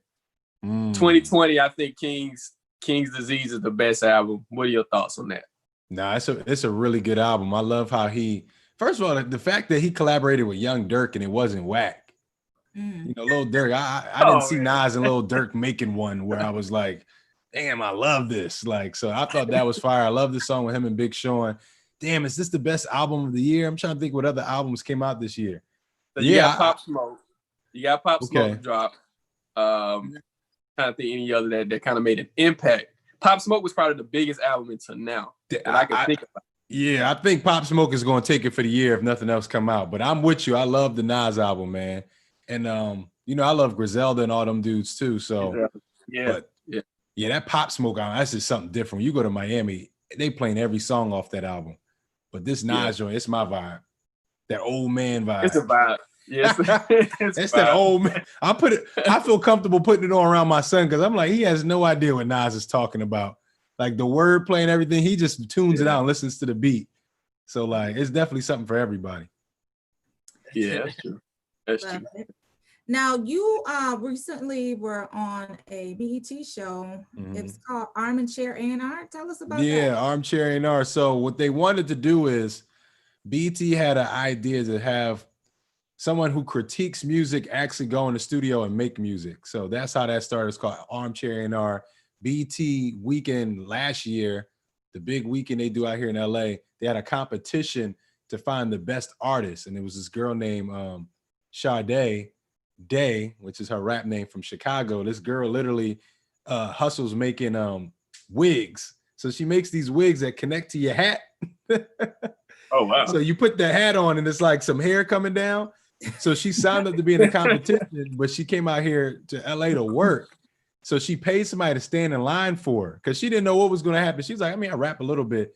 So she got in there and performed and won the whole competition. So she got to perform at the BET Rap Cypher, and they wanted to do a show behind her where she sat down with me and actually created her first hit song. So that was an incredible experience. Definitely something new, acting as the A&R, working with the producer to make the beat and everything. So that was definitely something special. Definitely. So what as far as you know, going back into it, because are you in the clubs yet? Because you know, down in the A, man, they still they ain't you know, for whatever reason ATL didn't get the memo that there's a pandemic. So you know, the clubs are still open. So when do you think you're gonna be back rocking shows? Man, I don't know. It's not looking good out here in LA, to be honest with y'all. They talking about summer 2022. So I don't know what's about to happen. Not a club is open. Not a nothing is open out here. I feel bad for all the party promoters. I don't know what people are doing right now, but everything's going to Twitch and this online musical space. So I guess we all trying that out. I haven't been to Atlanta. I'm scared to go out there just in general. So man, people are flying in from other cities just so they could party because they haven't partied in 6 months. They flying to Atlanta, going to the clubs, and they swim in them pools. It's I'm crazy. not flying out for the COVID, man. It's gonna have to come to me. You know, it's gonna have to be a prime delivery. I'm not gonna fly out for the COVID. It's not happening. Oh, right. Like if I'm going to get COVID, you need to meet me at the front door. I'm not gonna go spend money to go get it. Like, oh, you know what I want to do this weekend? Let's get some COVID in my lungs. No, but you're from Philly, right? Yeah, so yeah. Get back to Philly, and are they partying in Philly? Have you heard? Yes, they are. They partying hard in Philly, very hard. After hours, everything is open. People being real nasty out there. So salute to Philly. Always hold it down, breaking all the rules. Always. Let me throw this at you then. Coming from Philly to LA, where? And you said your son is how old? 7? 7. Where are your thoughts with where the world is right now with the protest and the police violence and the constant police violence? And matter of fact, there's gonna be some police violence. Like, where are you at, and how do you explain that to him? Yeah, you know, I get that question a lot. To be honest, man, you just go as business as usual, because to be honest, the only thing that has changed is the coverage. This has always happened. You know, I don't feel even more scared or even less scared. This is something I've been seeing my whole life. You know, I used to drive a Crown Vic, and I've been jumped out on by police multiple times. They open up all my car doors, put me on the ground, Cops and kicked in my door before thinking it's another apartment. So I really have a strong connection to the Breonna Taylor story. I remember the guy that lived next door to me shot the dude at the bodega, and they ran in my house because I had a roommate. They was dating him. So they figured to come in my house, kicked in the door. Cops got guns all over me. So to be honest, it's just business as usual. It's not something I'm not used to. I feel like the coverage of it is more intensified. And I feel like, you know, we're trying to bring about change, but every day has always been the same. You know, I can't raise my son in fear. I'm not afraid. You just gotta, you know, as your son grows along, you gotta teach him the real. Like, look, you don't have the same opportunities to do dumb shit. Like, oh, and I'm sorry, I don't know if you can curse, but to do dumb things like the next kid. You know, I live out here in California. There's a lot of white kids my son go to school with, a lot of Latino kids. You know, you're not going to get the same benefit as them. So you need to be on your toes. You need to be sharper. And that's really what it is right there. You know, don't risk your life just trying to have a second of fun. Like, just think about it. You know, come home and have fun. You don't have to go out and try to do something risky because you're not going to get the same benefit of the doubt. And that's just what it is. Yeah, definitely. It's all facts. Yeah, that Crown Vic, man. Those Crown Vics, those are like the I don't know what I was thinking. The signature dope boy card, man. That's like that was the quintessential dope pack. My cousin had and he still do. It's called the Crown Vic Boys. He had a car club, and I bought one of his cars. And I'm like, man, I don't know why I did this. I got pulled over every 5 seconds. Like, whoop, yeah. whoop, whoop. Stop me, please, stop me. That feeling when you getting pulled over, like, oh man, me.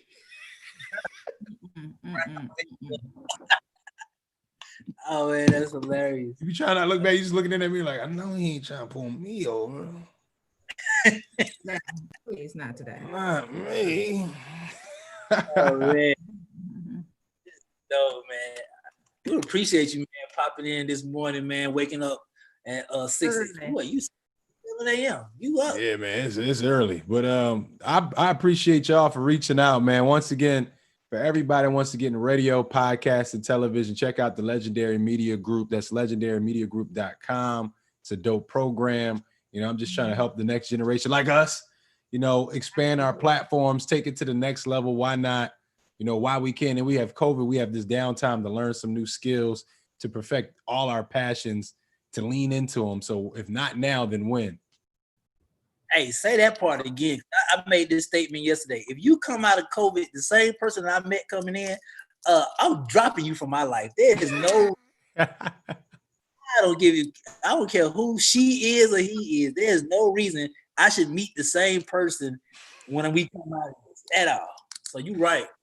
Growth should be somewhere in there. Yeah. So thank you so much for appreciate y'all reaching back to the youth, letting them learn from you, mentoring and all of that good stuff, doing all the good stuff that you're doing out in LA. We definitely appreciate you. Hey, bro, don't let them put you off the show like that. They kicking me off. It's cool. You gotta literally make sure that they invite you to their conference. Portia didn't say nothing about the conference. I've been listening to you.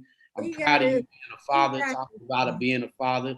So make sure they invite you to RideCon, which happens September 25th and 26th. But they're respecting what you've done. All accomplishments need to be hailed, and Black is Black forever. So we don't have expectations, but we definitely are proud of what you're doing. So welcome, Damage, and we look forward to seeing you at RideCon. Thank you so much. Yeah, please email me the information. I appreciate all of y'all. Thank you for sharing your platform. Have a great morning. Thank you. You sound like you were on radio, Damage. We'll see you next time. Tune in again here at Rolling Out AM, the wake up call with Damage. Thank you so much from LA. Hey. Hey. Right, we appreciate you. Have a great one. Oh, man. Hilarious. We got a smart artist right there.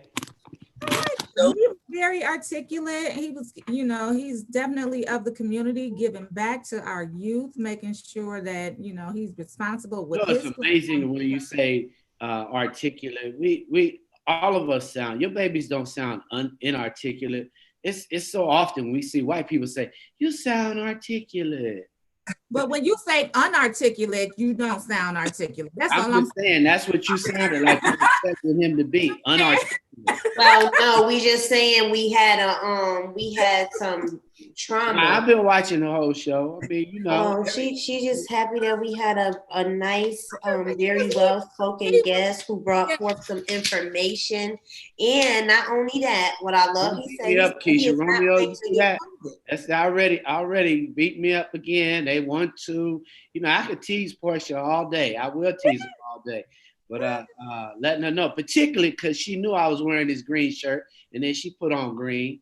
So, you know. I was on first. And then Romeo knew you put on black, so then he put on black. Just saying. I thought you was down with me. So we have our next guest here, Rodney Foster, winemaker. Is he on yet? It's morning. Good morning. Hello, good morning. How are you? Wonderful. How are you? All is well. Welcome, welcome, welcome to the show. Welcome to the show. So go ahead and introduce yourself for those who don't know, and we'll get right into this interview. Okay. Good morning. My name is Rodney Foster. I am the CEO and founder of Edelweiss Wine. Okay. And not only that, you're also on a hit show on the Lifetime Network, Marrying Millions. You don't be humble, don't be shy. Tell us about that show. It's a Marrying Millions. It airs on Lifetime Network, and it's about 7 different couples that everybody's based in, I think, 7 different cities, and one person have means of money and the other one really doesn't. So we just bring those 2 worlds together and see how we can navigate through these relationships. Oh, nice.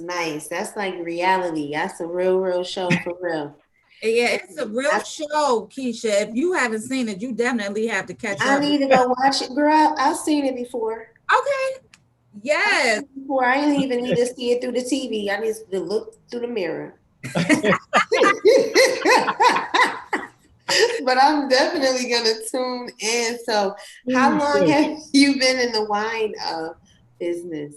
Well, I started in, when the idea came in 2011. I got the first product into the U.S.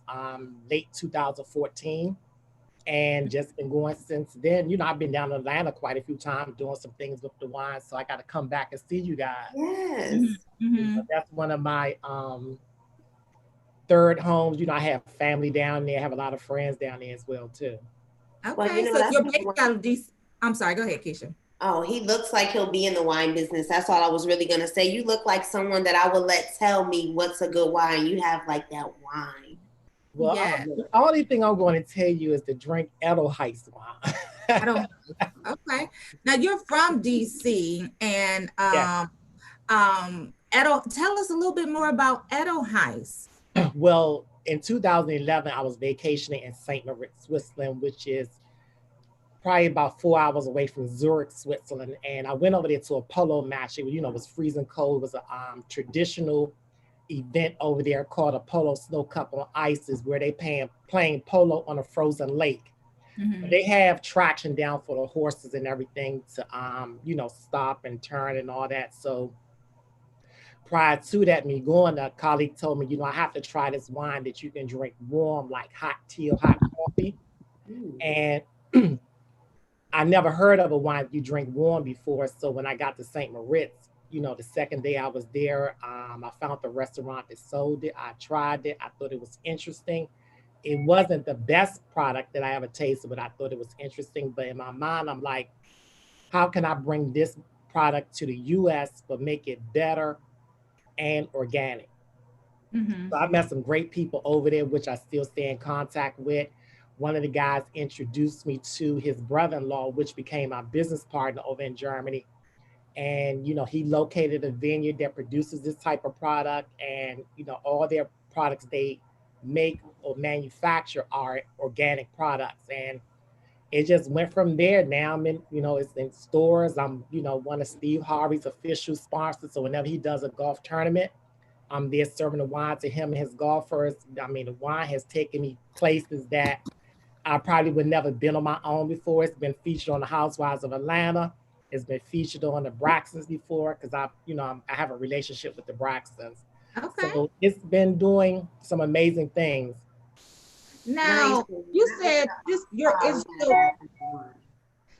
so I'm sorry because I was trying to keep up. You said that the wine that you had in Switzerland was served warm. Is your wine always also served warm as well? Well, actually, this is what happened when we got it here into the U.S.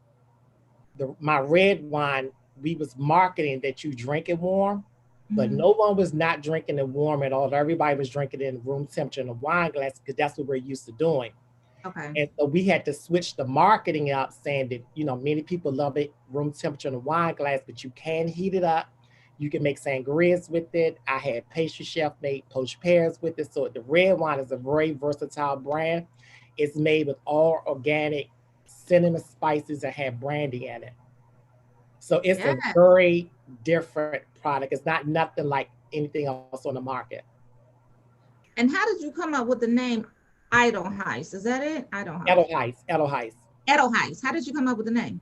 Well, how I came up with the name was because my product it's a German wine, but I was in Switzerland when I was introduced to this type of product. So one of the guys I met over there, I said, well, even though this is a German product, but I want to come up with a name that's surrounding Switzerland because this is where I was introduced to it at. So he said Edelheiss. I said, please tell me what that means. So he said it's a twist to the famous Swiss flower called Edelweiss. It's a flower that grows up in the Alps of Switzerland that can sustain those harsh temperatures. It's an all white flower.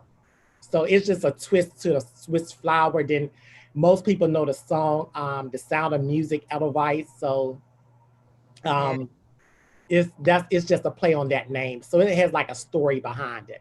Okay. The name is very unique. Yeah, it's very unique. Go ahead, Keisha. I guess I will ask you, I heard you say you do Steve Harvey events. Shout out to Steve Harvey. I know I love him, Sharon, who helps a lot with his foundation and all that they do. How are you able to make that connection or get connected for the Atlanta Housewives? I think you said you did.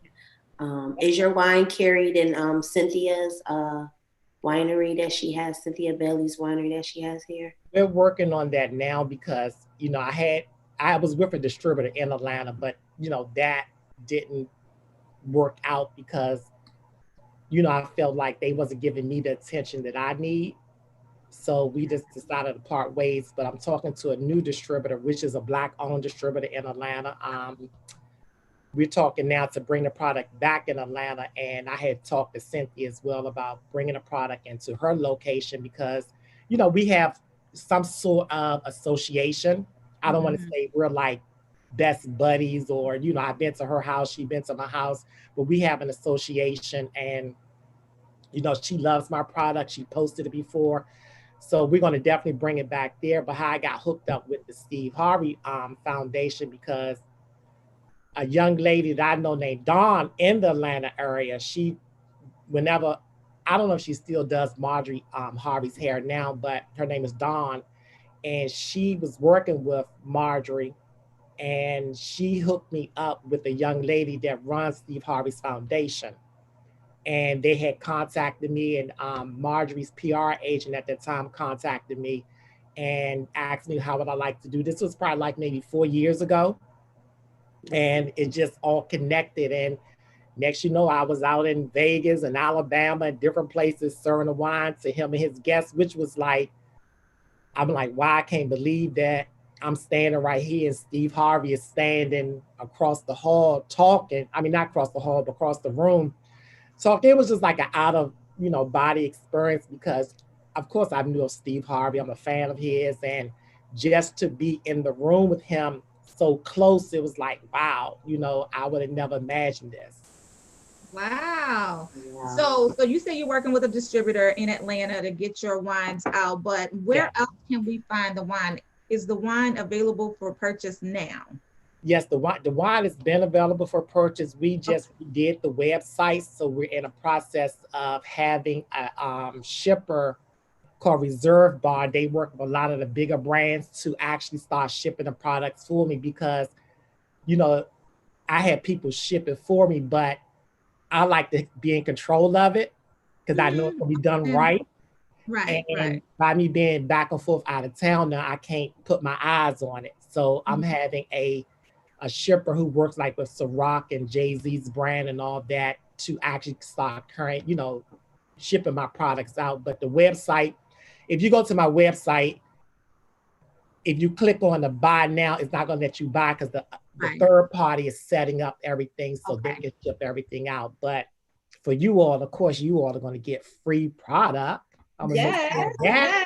Yes. And speaking of products, so you're also going to come back to be with us on the Wine Up. Wine Up is going to be Sunday, September 13th. I am your host, Portia Monique, and I have some lovely co-hosts as well. And we'll get into all of those details then. But I want to take it back to your show right now. Okay, so I follow your storyline with Desiree. Okay.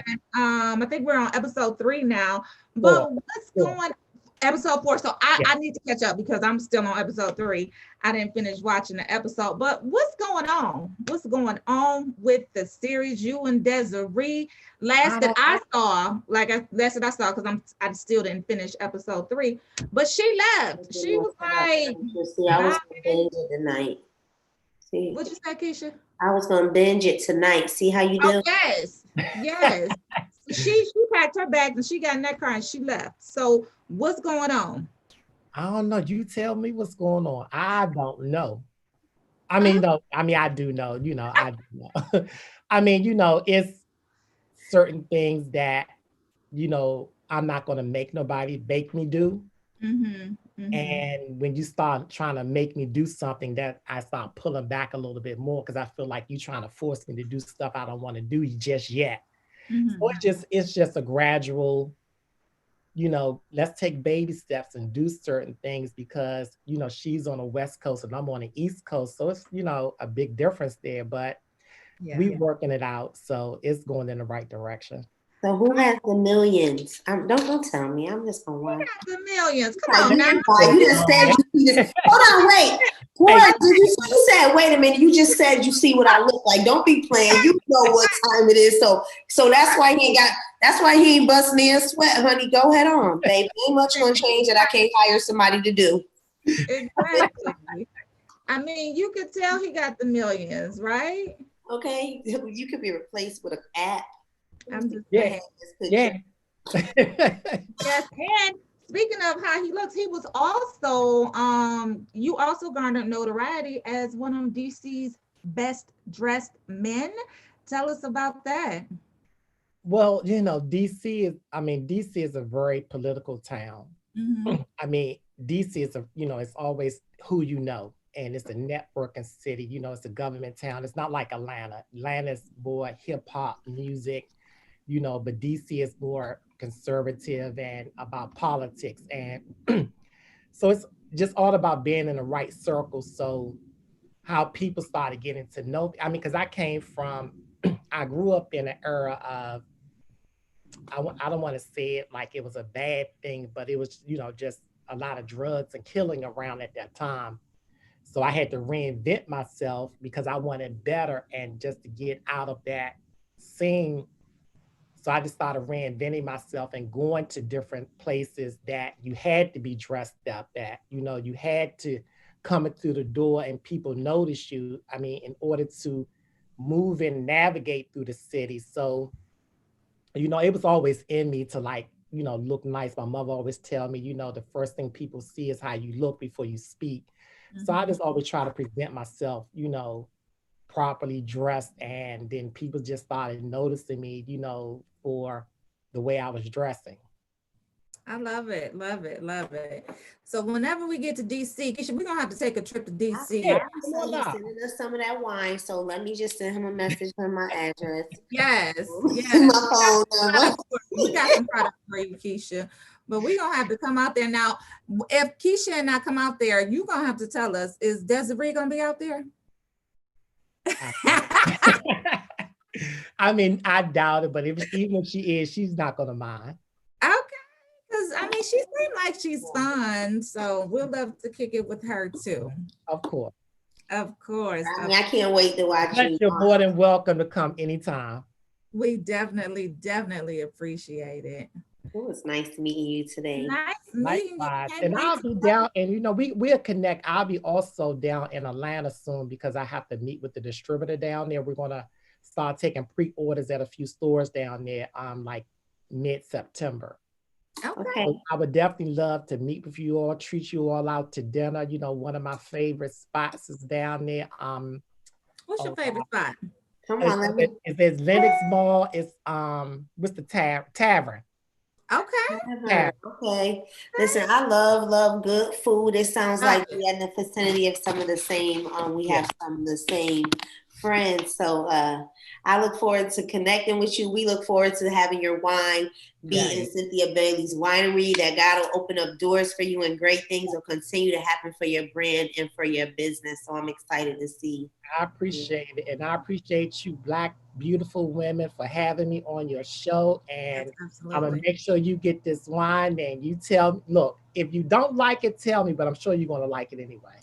I know I'm going to like it. And I'm going to try it warm too, like you suggest. Because I just think it's a different experience. And when you heat it up, it is a different experience. The alcohol content is more potent when you heat it up. Mm-hmm. And again, you can make sangrias with it. You know, I had people have vanilla bean ice cream and they heat the wine up and pour it over the ice cream. Wow. So many things with the red wine, but I'm definitely going to make sure you all get it. I told you he know what to do with wine. Yes. Yes, you better come. That man got about that. Listen, I don't even need to see your feet, bro.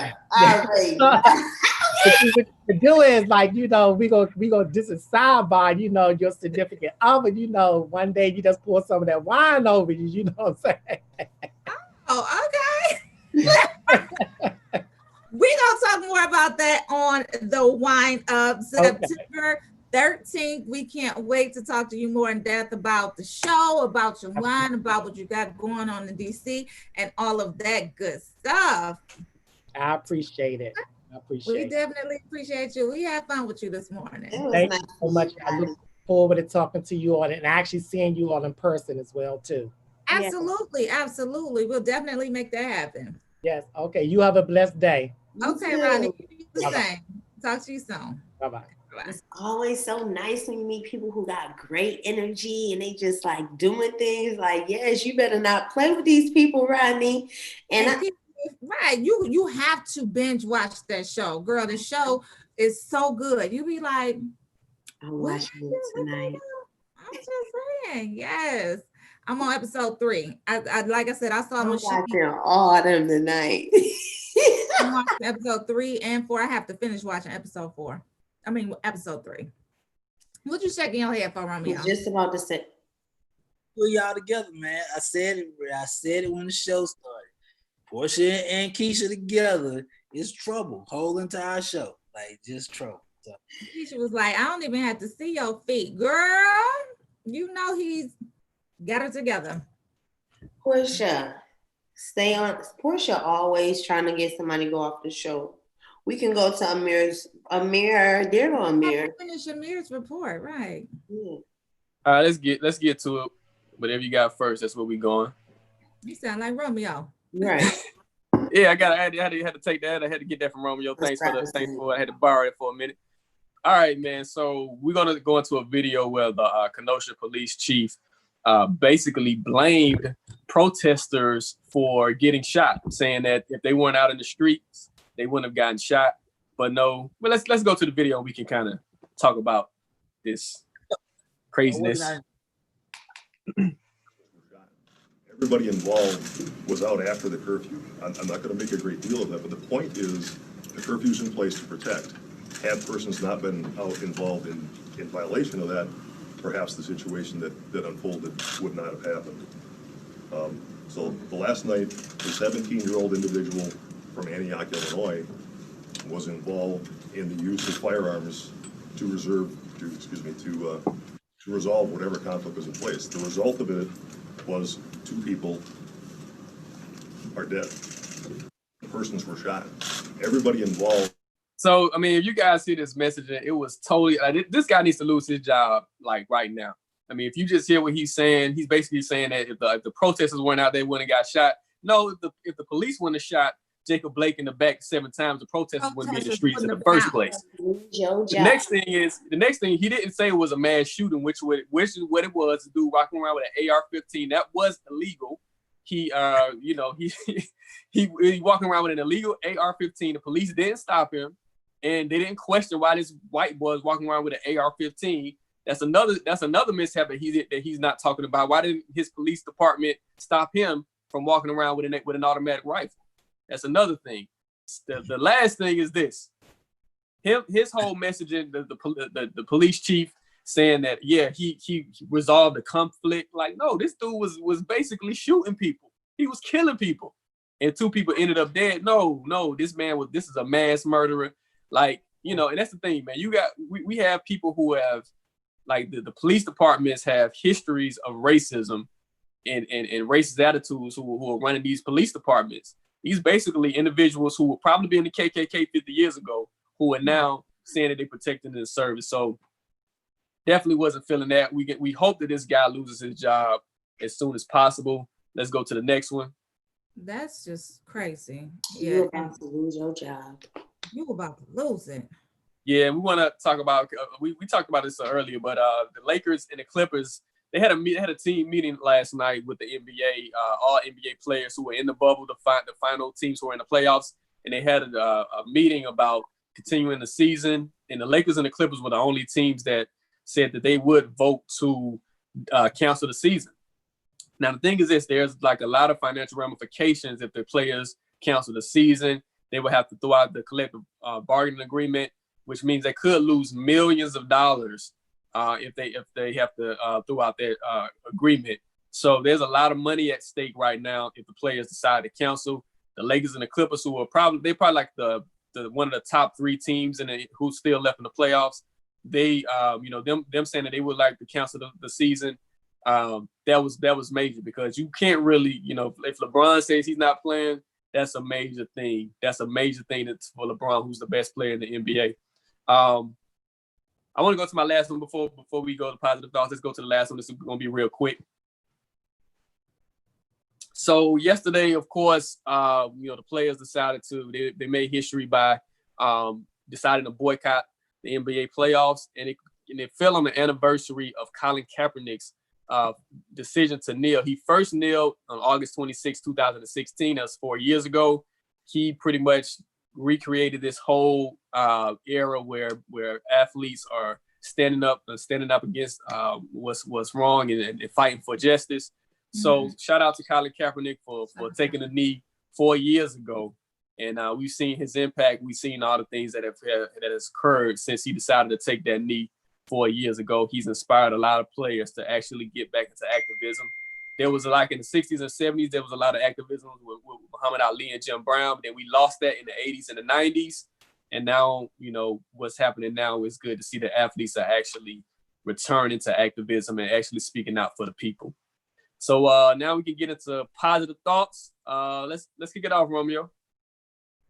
It's Thursday, man. Fight the power. You got to fight the powers that be. Keisha. Listen, all right, with that being said, positive thoughts. Listen, with all that's going on, it's a lot to take in. Just try to really take care of your mental state. Check up on your friends, check up on your family, your nephews, your sons, your brothers, your uncles. Kind of just make sure their mental is together. And I'm going to, of course, pass it over to my girl, Portia. All right, y'all. Like Romeo said, it's Thursday. I am a huge fan of Eric Thomas, E.T., and he's always talking about putting in the work. If you want to be successful, put in the work. So my positive thought of the day today is, if you aren't willing to work for it, don't complain about not having it. Put in the work. I'm going to go ahead and throw it over to A.R. Shaw. Close us out. Let's get it, man. There's a lot going on in the world right now, and my positive thought of the day is to stand up for something. You got to stand up. You got to make sure that your voices are heard. This isn't the moment to be silent. Right now, we have the most important election that's going to be of our lifetime, November the 3rd. Encourage people to vote for Biden. I'm not telling you to vote. I'm telling you who to vote for, because we can't take another 4 years of this insanity, of this racism, of this xenophobia, of this just lack of ability to actually do a job. So we can't take another 4 years of this. So make sure that you tell your friends to vote. Make sure that you get all your people who are eligible to vote to go to the polls before November the 3rd. Early voting starts in October. So definitely make sure that you're in a position to make a change. Again, want to close you guys out. I am A.R. Shaw, Portia Monique, Keisha Green, Romeo International. Thanks again for joining us. This is Rolling Out AM Wake Up Call. Check out rollingout.com, and we got some dope new features on the site, dope new videos. And yeah, we'll see y'all next time. We are rolling out. See y'all tomorrow.